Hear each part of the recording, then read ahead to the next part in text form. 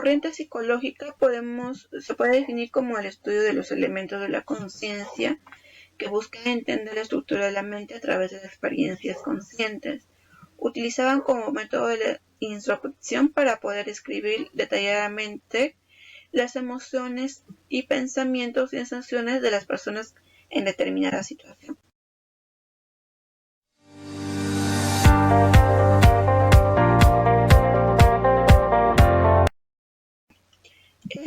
Lo que tenemos en los objetivos es el análisis de la estructura de la mente para la cual debe aislar las partes que constituyen la formación consciente, mente, experiencia acumuladas a lo largo de la vida.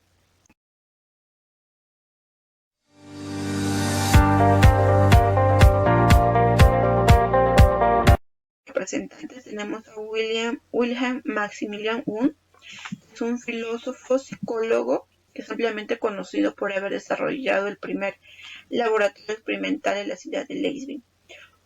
Fue instructor de Titchener, fundador del estructuralismo. Hace un distinto claro entre la introspección pura, que es la autoobservación, y la introspección experimental, para que la introspección o la experiencia sean válidas.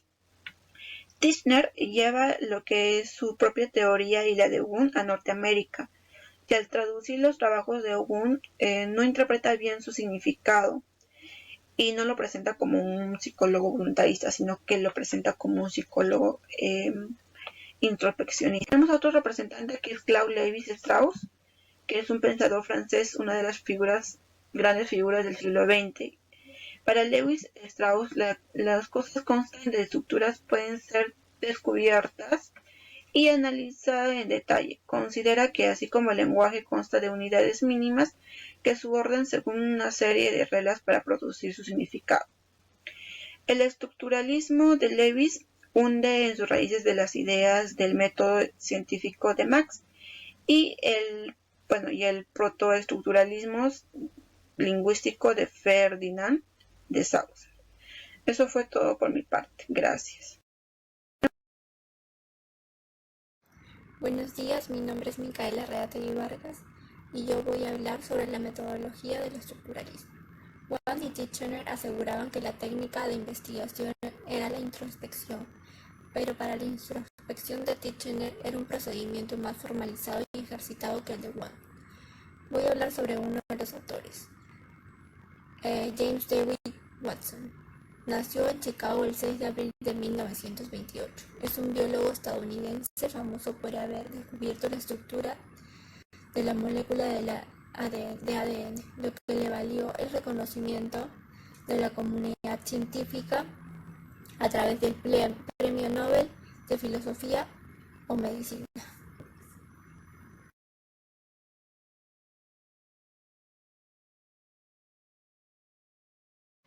Introspección. Según Wundt, era la observación controlada de los contenidos de la conciencia bajo condiciones experimentales. Aspectos. 1. Descomponer los procesos conscientes en sus elementos. 2. Descubrir cómo están conectados. 3. Determinar las leyes de su conexión. Un representante del estructuralismo fue Jean Baudrillard. Nació en 1929 y murió en 2007. Un filósofo, sociólogo, crítico de la cultura francesa. Su trabajo se relaciona con el análisis de la posmodernidad y la filosofía del postestructuralismo. Fue reconocido por sus investigaciones sobre la hiperrealidad de la sociedad.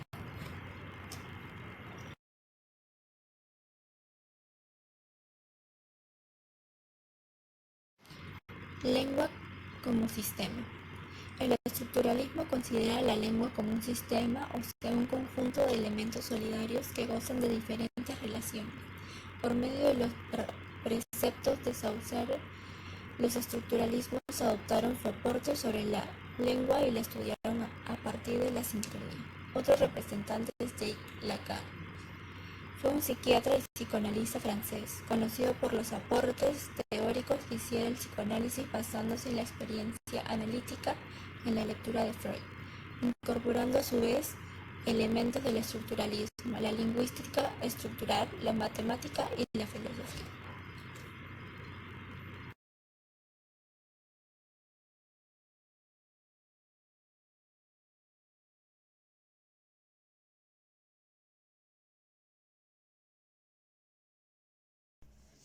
Principios y fundamentos. Sostiene que el conocimiento es empírico y que la mente y el cuerpo son paralelos y no interactuantes. Los psicólogos deberían estudiar la conciencia humana, en particular las experiencias sensoriales. Deberían servirse de minuciosos estudios introspectivos analíticos de laboratorio.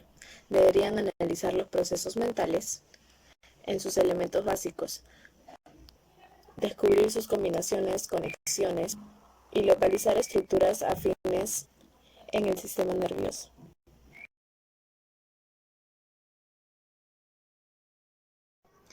Método del laboratorio. El observador experto se hace el hábito de la introspección. Tiene la actitud introspectiva arraigada en su sistema, de modo que se le es posible no solo hacer anotaciones mientras la observación está en proceso, sin interferir con la conciencia, sino incluso hacer anotaciones por escrito.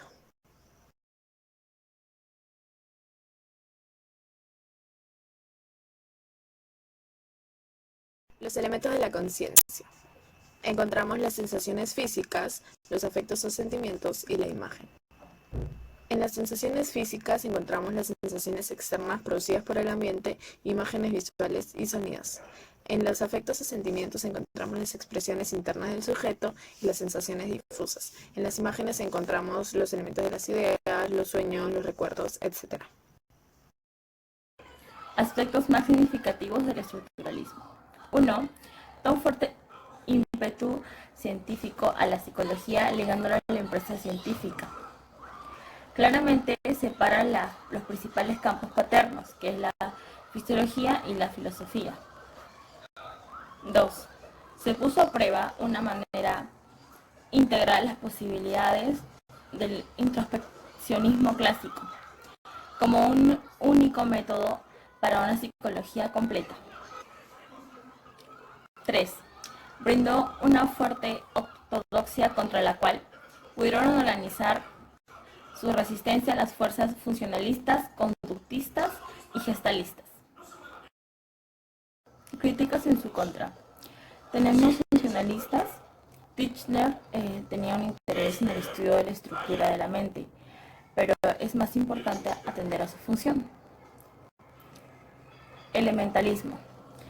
Propuesta por los psicólogos de la Gestalt, ellos dicen que el todo no es igual a la suma de las partes. Conductistas. El método empleado, la introspección, es poco objetivo. La caída del estructuralismo. El estructuralismo llegó a la conclusión de que no había más que un elemento establecido, que es la sensación. En la actualidad se encuentra muerto, aunque se siguen utilizando diversas formas de introspección en la caída del estructuralismo. Funcionalismo. A mí me toca hablar sobre la introducción que tuvo el funcionalismo. Fue influenciado por el pragmatismo americano y el evolucionismo de Darwin. Surge frente al estructuralismo propuesto por Titchener, que pretende el estudio de la mente y su estructura. Luego, el funcionalismo pretendió el estudio de la mente para comprender las distintas habilidades y características del ser humano para su desenvolvimiento en su entorno, en su medio ambiente. Ahora me toca hablar sobre los antecedentes históricos del funcionalismo. De los personajes más importantes está Charles Darwin, que es un científico inglés. Habla de la continuidad de los animales con los seres humanos. Luego está Francis Galton, que es su primo. Él tuvo la aspiración de controlar la herencia, pero para eso tenía que mostrar la eficacia que era la herencia como un agente de cambio. Luego está Herbert Spencer, que piensa diferente, habla de la evolución como una batalla constante, donde piensa de que el ser humano más débil no debería de recibir un auxilio humano, ya que la naturaleza misma se va a encargar de extinguirlo, de desaparecerlo. Buenas noches, hoy día me toca hablar sobre las características principales del funcionalismo. El funcionalismo supone que uno de los elementos de una determinada estructura social son interdependientes, es decir, que trabajan en conjunto para promover la estabilidad y satisfacer la necesidad de cada parte. El funcionalismo también busca conocer qué hace el hombre, el por qué y el para qué. En el funcionalismo también implicaron lo que eran los test. Durante la Primera Guerra Mundial, los del ejército promovieron mucho lo que eran los test y lo aplicaron para poder determinar quién iba a ocupar los cargos de mayor rango. En esa época los test eran de lápiz y papel. Aplicaron el test alfa y el test beta. El funcionalismo también usaba lo que es el método experimental y el método comparativo. El método de inferir actividades mentales en animales, más que todo en animales salvajes, en animales locos. Ahora hablaré sobre las implicancias del funcionalismo. A partir del funcionalismo surgieron varias ramas, como la psicología educativa, donde estudiábamos el aprendizaje de los alumnos y el comportamiento en un salón de clases, como también la psicología industrial, de cómo era el trabajador en una empresa o cómo laboraba. También a partir de la psicología industrial y la psicología educativa surgieron los tests. Hoy en día los tests lo utilizamos como instrumento personalizado para la evaluación de los sujetos. Hola, buenas noches. En esta oportunidad les voy a hablar sobre los representantes del funcionalismo. Solamente voy a mencionar a los tres principales. Sin embargo, existen más quienes han hecho una aportación referente al funcionalismo. Entonces, empezamos con el filósofo William James, quien fue estadounidense. Nació el 11 de enero de 1842 en Nueva York y murió el 26 de agosto de 1910 en Nueva Hampshire. Estudió medicina en Harvard. Fue un profesor de psicología en la Universidad Harvard también. Y entre los aportes que él dio está el pragmatismo, que dice que la validación de cualquier conocimiento debe hacerse en términos de sus consecuencias, valores o utilidades. Postuló el empirismo radical, que se opuso al monismo. Dice que lo físico tiene un contenido en lo psíquico. También nos hace referencia, nos habla sobre la conciencia y nos muestra que hay tres características, que es personal e individualista, que la conciencia es sensiblemente continua y que siempre está en un continuo cambio. Por ende, James opinaba de que la conciencia no podía ser estudiada o no podía considerarse aparte del cuerpo. También nos dice que la mente debía estudiarse como un conjunto y consideró que estaba guiada por un proceso dinámico en el que interactuaban el consciente, el subconsciente, ambos producto de la naturaleza, pero el primero personal y el segundo impersonal. Su teoría del yo habló de un yo trascendental y un yo empírico, que a la vez se dividía en el yo material, en el yo social y en el yo espiritual. Continuamente tenemos a un filósofo más, representante también del funcionalismo, John Dewey, quien nació en Vermont el 20 de octubre de 1959 fue un pedagogo y psicólogo quien se graduó en la universidad en 1879 y continuó pues con sus estudios en el Departamento de Filosofía de la Universidad de Johns Hopkins. En 1900 asume la enseñanza del curso de Pedagogía en la Universidad de Nueva York, en la cual estrenaba su escuela sobre la pedagogía. Es considerado uno de los padres de la psicología progresista y finalmente murió el 1 de junio de 1952 con 92 años.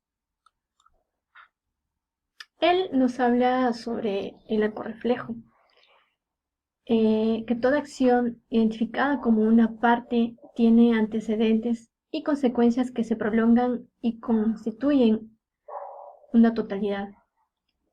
El arcorreflejo es una mezcla de partes articuladas de un proceso como si fuera el todo. No hay división de un estímulo-respuesta, sino que todo está en una coordinación. Las respuestas, las ideas, siempre ocurren en una totalidad funcional, y que el comportamiento y la conciencia no se pueden entender en términos de sus partes, sino en términos del papel que desempeña en la adaptación del organismo al entorno respectivo.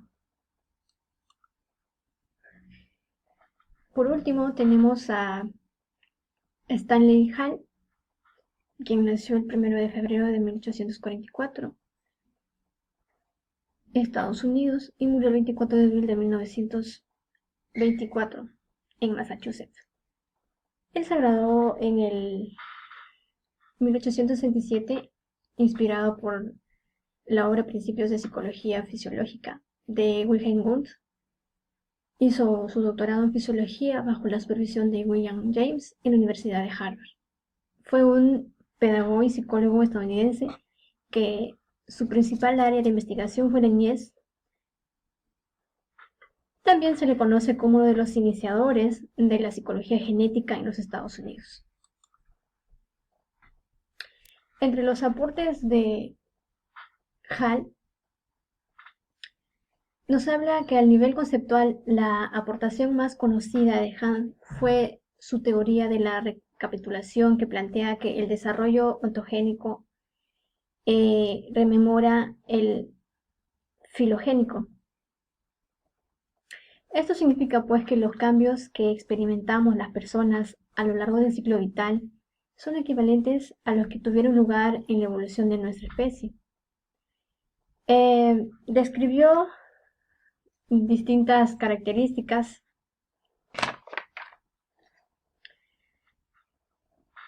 del desarrollo en las primeras etapas de la vida, es decir, en la niñez, que fue en la que más centró su interés. Si bien en la última etapa de su vida también profundizó sobre la senilitud. Fue entonces muy importante para el resurgimiento de la psicología del desarrollo.